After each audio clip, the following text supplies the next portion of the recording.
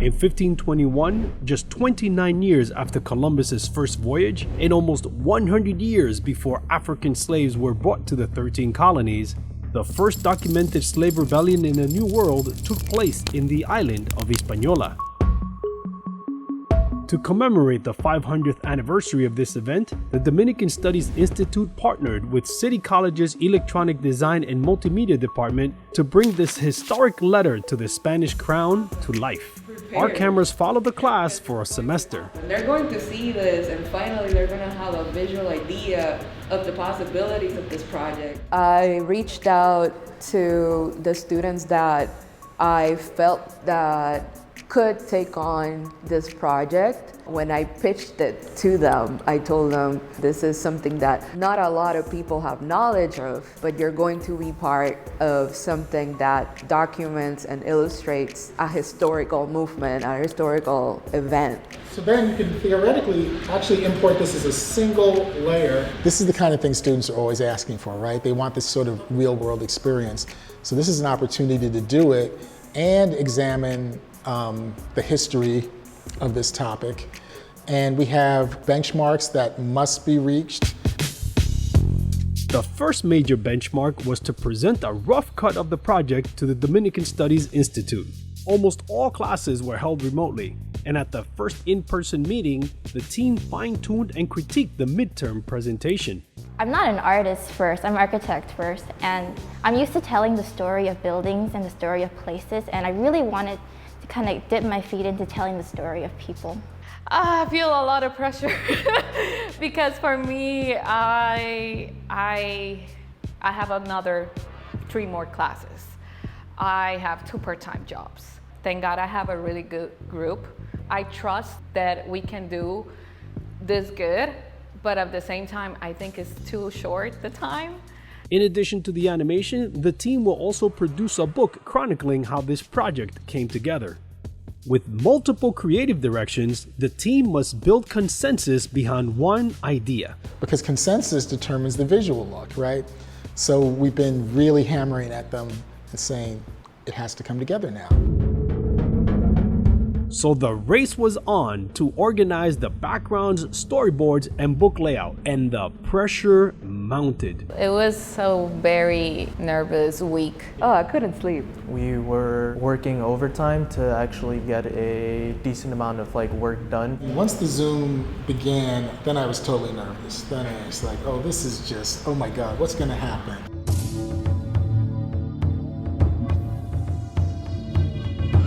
They really enjoyed our work, which made me so happy. So Ramona, she said she almost teared up, which was very surprising. It made me cry because it made me realize how much time they invested in realizing what happened 500 years ago. So we felt great about that. But this was the test for us, because really to see, does this method work of us being more facilitators? Is it really going to work if we just leave this critical part of the class in their hands? I was really sweating it, but it worked out well. Feeling good about their progress, the second in-person class was used to explore adding virtual reality elements to the final presentation. And then just like that, it's the end of the semester. Yes, so today's finally the day that we get to present the work that we've been doing all semester. I am just kind of expecting greatness. I think it was at midterm I saw a sneak peek of the work in progress. I'm really excited to see what the students are doing, what kind of animation they're making. I just want to say that this has been a really great semester. I've never had a project like this where you work collaboratively, 12 people, to make this product at the end of the semester, and I'm really proud of the people that I got to work with and with our professors, and I'm really excited to show you what we did this year.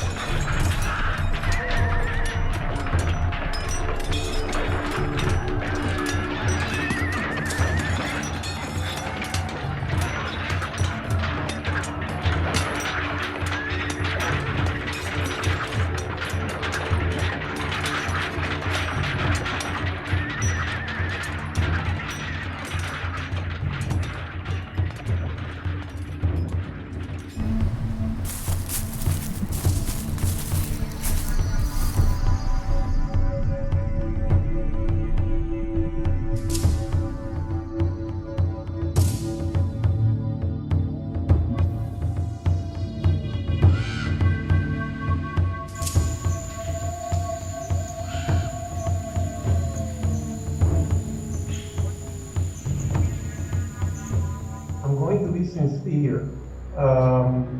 As soon as the last image faded up or out, I immediately felt I wanted more. You know, when you've made a design and people want more of it, you've really done your job, right? I'm super proud of what they accomplished in 6 months. Being able to sort of tell sort of this grittier story that maybe not everybody really wants to hear but needs to understand is so important, especially nowadays where we are starting to find those voices and bring life to those voices that have been otherwise kind of marginalized in history. And that's exactly what we wanted. We wanted young people to remember. If young people remember, then the story will not be forgotten. I'm just blown away. So thank you to all the